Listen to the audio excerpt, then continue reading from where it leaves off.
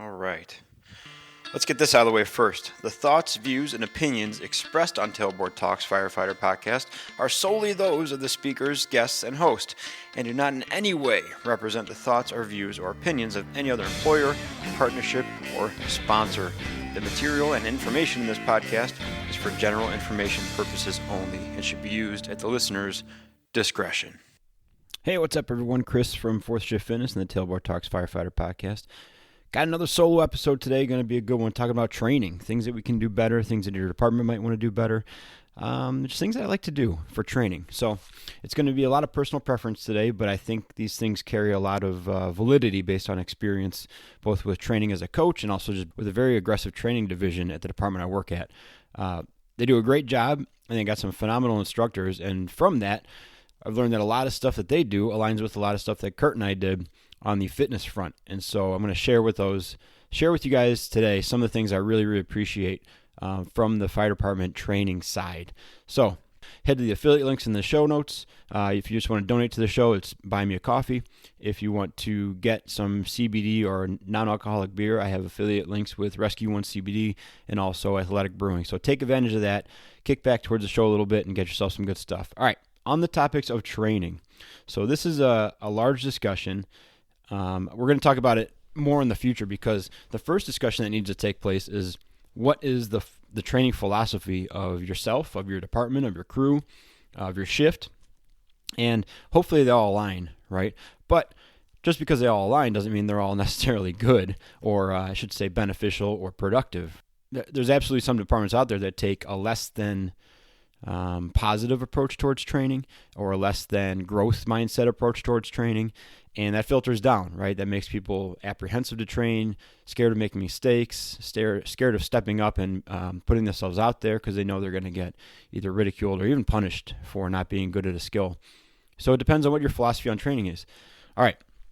So a few things that I've used as a coach. Kurt and I agree on these. I didn't run this list by him, but this is kind of the way that I've seen coaching go well and I've seen training sessions go well. I was originally going to assimilate this to fitness as well, but I think we're going to keep it two separate things. You can make some pretty clear parallels with these points, and I might say them once in a while, but we're going to stick to fire department training for this one. The first one is visualization, and this is kind of a tricky one because I don't think it's very common in the term of like, hey, we're going to go do some visualization on running through reps of a house fire, right? That I would say that's pretty uncommon. In fact, I've never heard of it, but in an informal sense, we do this very frequently. And the time that came to mind most was in practicing for the promotional exam. I mean, that whole thing is essentially visualization. The entire assessment center is a form of visualization and mock and play and role play and stuff like that. And so there's two different kinds of visualization that I learned about. There's the outcome visualization where you imagine yourself on the podium after winning gold in the Olympics, and then that's what's driving you forward, that visualization, that feeling, the emotions that comes with that mental imagery of success. And then there's process visualization where you go through and you say to yourself, okay, I'm going to throw this ladder. So I'm sitting in the back jump seat.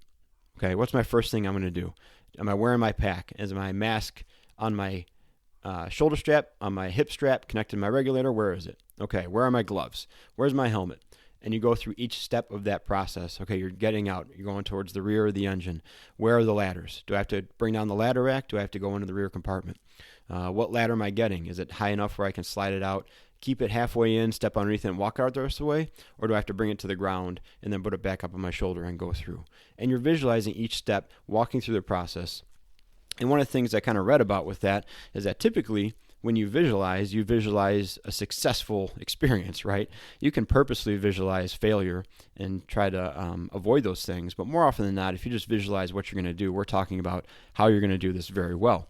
And what that does for your brain is that you're voluntarily then at that point picking out portions of this thing that are going to go well. So when they happen in real life, your brain will identify those and then try to make those happen, right? So if I visualize myself going to the ladder rack, taking off the roof ladder, scooting the 24 to the edge, getting underneath it with a high shoulder and walking away. Now as I'm standing in front of that ladder rack in real life, I can say, oh, there's the roof ladder. I'm going to get that out of the way, then slide it to the edge. You're identifying these things ahead of time that you'll have to do to make yourself or in the operation successful, right? Now, on the lieutenant side of that, the biggest example that we had was doing the 360 on your size up, or doing your 360 after your size up.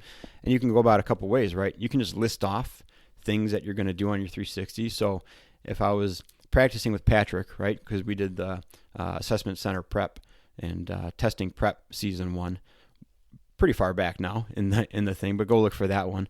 I could say, all right, Patrick, and you're doing your 360, what are you looking for? And he could say, I'm looking for victims, gas meters, electric meters to see how many units are in here. I want to soften the building, so if there's windows or doors I think I can force, I'll try to do that real quick. I'm looking for signs of occupancy, fences that are going to kind of get in the way of hose line advancement. I'm looking for heat signatures with a tick. That's one way to do it, right? But you're relying on that list of things to come to mind readily. And if you get out of order on that list or you get interrupted, maybe you don't pick back up where you want to, or you skip a few things, right? Or you can do a process visualization with it. You can imagine yourself standing in front of a ranch, single family, residential, okay? This ranch is made of brick. This ranch has no fence around it. The door is in the center of the house. The garage is on the right. 2-car garage attached. No cars in the driveway. So already you're starting to get an image of this thing, right? And I'm going to start my 360 going to the right. So I'm going to go towards the D division. As I go towards the right, I'm going to pass in front of the garage door, and the garage door is closed, so there's no real information to get there. In your mind, you can say, oh, are there windows in this garage door? Can I look into the garage from the garage door? And I go to the right more. I'm looking for window wells. I'm looking for maybe a gas meter on that side. I'm probably on the garage side, so the gas meter might be on the back or the other side. I'm going to go around the back, and what can you imagine in your mind there? Can you imagine more window wells? Is there a patio? Is there a slider maybe attached to a dining room or kitchen? Where are the bedrooms? You can start to visualize that walking around the back. There's some higher windows on the corners. Maybe those are bedroom windows because they're above chest high for privacy. Then you're coming around the other side. So as you start to go around this, you can start looking for these things, and it brings up cues for you. Okay, I'm going to use the tick to look for heat signatures, but I know that glass reflects the tick, so I have to look around the window. And if it's a brick house, I'm not going to get much out of it. These are all things that doing process visualization might cue you in on and give you a more comprehensive answer in the assessment center. But also in real life, as you're walking around, you're like, okay, I'm on the D side, on the garage side. What am I looking for? A man door, windows. I'm probably not going to find the gas going through the garage. What else am I looking for?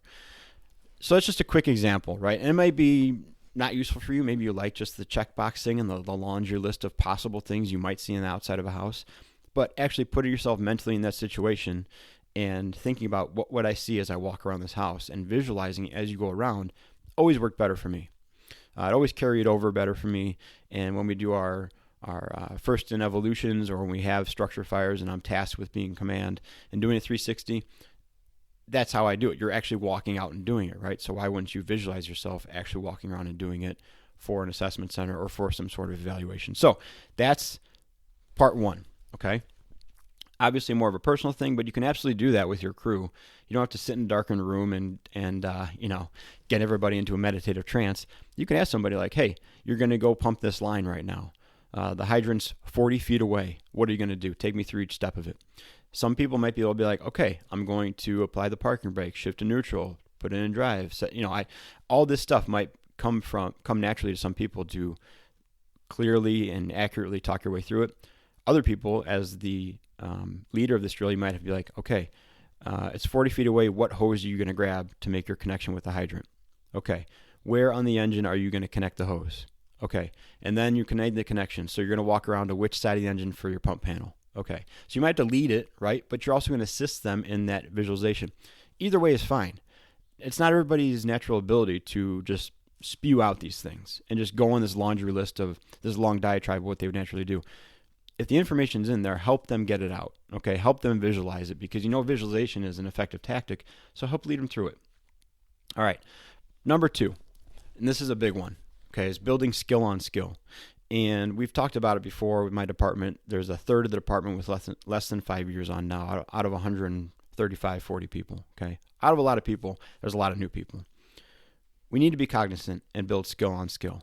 Now, this is one of the ones that's easily assimilated back to fitness, right? If we talk about like teaching a hang power clean, even teaching a deadlift or back squat, you can start with levels, right? You can start with a barbell. Start with smart guy. Start with very light dumbbell, maybe one of them, then go to a kettlebell, then go to a barbell, maybe a trap bar first. You can go through these steps of things to increase the intensity and complexity. You can go through several different steps to increase the intensity and complexity of the movement as you go through, but you're starting with the fundamental movement pattern, right? Same thing with firefighting drills. It'd be very difficult to tell a new person, listen, I want you to do this evolution that's 15 steps long from front to back without any assistance. Go. It'd be great if it was possible, right? First, we're going to work on just getting to the roof to do vertical vent. So show me you can assemble the correct tools, throw the ladder, climb up while holding tools, and get on the roof. That's skill number one. Okay, so let's practice that first. And I pick on vertical vent because it's a tricky thing. There's a lot of steps to it. You can screw it up easily. You can put yourself in a bad spot real quick. I also pick on it because everybody practices cutting a hole. Very few crews and people practice getting to the hole first, right? So we had an acquired structure last year, and they said, go for it. You have a month to work on these 2-story houses. It was a 2-story house. It's probably about 3,500 square feet, so a lot of roof space. My crew went out there 3 times, and each time we worked on individual fundamental steps of complex tasks. So what we did the first time was I said, okay, we're going to work on vertical vent today. We're going to do 6 evolutions. Here's my plan, 6 evolutions, okay? The first 3 evolutions are just from engine sets the parking brake and getting to the gutter line. That's what we're doing, okay? So we're going to do it 3 times. We're going to get off, ready to go. I'm going to get my tools. I'm going to do a 360. You're going to meet me at the A division with a ladder. We're going to practice doing what we need to do, throwing it, extending it, carrying tools to the gutter line, and then that's it. Come back down, break it down, put everything back-ish, more or less, just away from the building. We're going to do that 2 more times. The 4th time, we're going to do that and then go up to the roof, and we're going to be on the roof for 3 evolutions of cutting stuff, okay? If we don't practice the 3 times before that, and I'll tell you, we found out some very valuable things in the first 3 evolutions. Forgot the pike pole once on the ground, so both of us were on the ladder. I was ready to get off the ladder onto the roof line. As the officer, I got off first, and I left the pike pole back by the engine. Whoops, right? So now the entire evolution has to stop to go get the pike pole and come back. The second time we worked on how are we going to carry our hand tools and what hand tool do you want to carry. So we played around with like sticking it in your belt, carrying a truck in his belt, using your hand, getting up the ladder while your tick and your mask are hanging off you with this tool in your hand. By the 3rd time, we were pretty well ironed out, right? But if we just skip it and go right to, hey, we're cutting a hole, let's just get the stuff up there, grab a saw, we're just going to go up there, we'll talk up there and just cut some holes. If we just do that, we miss all the training before that. So we build skill on skill. It has a long way to explain it, but we build skill on skill so that you know that your foundation is solid. And you have a better chance of once you get to the crucial skill, you're not kind of hamstrung by making a mistake early on that you'll realize later, okay? Don't jump ahead with your new guys. Don't jump ahead with your training. Build skill on skill. Make sure you have the fundamentals down before you start getting extremely elaborate in your drills and your what-ifs and all this stuff. Take it slow. You got a long career. Get the fundamentals down because we can always fall back on those if something goes wrong. But if you skip those in pursuit of this flashy, extreme exotic stuff, we'll be in the wind in no time. In the wind, not in the wind. We'll be in the wind in no time. All right, let's see. The 3rd thing I have, okay, and this is a tough one, but because it takes a couple things. It takes atmosphere of kind of an educational and growth atmosphere. It takes the right people in the coaching positions. It takes the right approach while you're doing it, but it's inter-rep coaching. So while the rep is going on, while the simulation or the scenario is going on, coaching within the drill. It's tricky, okay? Because I've had it done wrong to me before, and I've seen it done wrong, where the wrong thing is focused on, and there were other more obvious and more beneficial things that were missed, but the instructor was too excited to point out something wrong in the moment. And that was the main issue, is they were excited about pointing out something wrong instead of thinking, how could I make this go better for this person, okay? This is a tough one, and I want to kind of define it first. What this would be is, let's say that you and I are going in to do a search. We're going to go in and do a primary. And I, as the officer, it's a smoking environment or a dark environment, and I say, hey, you're going to do a left-hand search We're not using the tick for this one. I just want you to do left-hand search. Go for it. Okay. And I kind of lose sight of you, but I'm the oriented person back at the door. So I know where I am. I know where you're going. We're all good. I can't see exactly what you're doing, right? And I hear a bunch of commotion going on. And then you come back to me eventually, and we go on to the next room. And the proctor inside that room might come up to us afterwards and say, hey, when you were doing that search, you never really bounced off the wall. Your sweep patterns weren't very efficient. You're going way too slow. You came to a bed, you didn't check on top of it. What else? There was a closet. You didn't open it and look inside and sweep behind the door. You didn't close the door afterwards. All this other stuff, right? That's a lot of stuff to absorb along the way. Now, if you're watching this thing as a proctor inside this drill, and you see this person do a couple things, and you're like, okay, and then they get to the bed, and they don't sweep on top of the bed, they just kind of blaze through it. What I would expect and what I would hope you could do is say, okay, wait, stop. You just passed a bed. Go back. Let's just sweep on top of the bed real quick, see if there's anybody up there, check for victims, and then sweep underneath it, and then keep going, get back to the door, right? That, in my opinion, is extremely beneficial because the chances of that person or you, next time you go into a room and you're about to do a search and you think back to, okay, what am I supposed to do? What are the chances you're going to remember the 6 things that instructor told you the first time? Like, oh, okay, last time I didn't bounce off the wall very far. My search sweeps weren't very good. I passed a bed. What was I supposed to do with the bed? And there's a closet or something like that. Instead of, I'm going around, oh, there's a bed. Okay, I remember I'm supposed to sweep on top of this bed and keep going. Now, over the course of 5 or 6 evolutions or a couple months of training, maybe all 6 of those points get taken care of. Maybe they don't. Maybe one of them is very difficult for that person to get down, but it's on the radar and we're coaching at least, right? But worst case scenario, next time they do a search for real, they're going to remember to check the bed, which is an extremely crucial part of this thing. So inter-rep coaching can be extremely valuable compared to just having a laundry list of faults afterwards. Now, I say it takes the right people and the right approach because this is not the kind of thing that should stop an entire drill. This isn't an all-stop kind of thing of like, all right, everybody wait, stop doing everything. I got to talk to so-and-so about how to do a search. That's not one of those. It's a quick 1 to 2 sentences. Hey, do this real quick. And then what we're going to do afterwards is you're going to show me a good rep where you do it really, really well and we're out of here. And that can be after the fact, a second evolution or whatever, something like that. But it takes also the instructor that can do that kind of thing and then the person receiving it that can trust that instructor that like, oh, great, this guy picked me off with something stupid I did. He's going to talk about it the whole time or make an example out of me or I'm never going to hear the end of it. That would be a bad thing, right? So inter-rep coaching, I think, is an extremely valuable thing. Now you have to have the willingness to do multiple reps on this thing and the crew that will go along with that also, but I view that as an extremely valuable way to do this stuff. All right, a bonus one, okay? Get back to my notes here. A bonus one. End on a good rep. Now this one is a fitness one too, right? If we had someone struggling with a back squat or a deadlift and they push the weights pretty high or they were just not having a good day with it, I would always do my best to take some weight off or cue them to end on a good rep, even if it was 2/3 of the working weight they were struggling with, right? Back it off. Let's get a good feeling getting out of here. So do one excellent one set of great ones, and we'll leave on a good note. Same thing for training, right? Hey, we struggle throwing those ladders. I'll tell you what, let's take a 24-foot ladder, 2-person throw, and just throw it to the second floor window, really clean, really fast. We know we got that skill. Let's end on a high note, and then we'll get out of here. I see that as a great thing to do. If you're struggling, right, you can always highlight portions of the drill or portions of the evolution that went well, even though the whole thing might have been kind of a mess, right? Hey, you didn't throw the ladder that well, and we're going to work on that. But your ability to get off the rig fast, get the right ladder or the correct ladder, and get it to where it needed to go, that was really good. So we know we have that, and I feel confident that once we get the ladder there, or once we get to the scene, I know you're going to pick the right ladder and get it to the right spot, and I'll help you get it up. That's okay. Ending on a high note, highlighting something good, highlighting something that did well, something to work on, no doubt.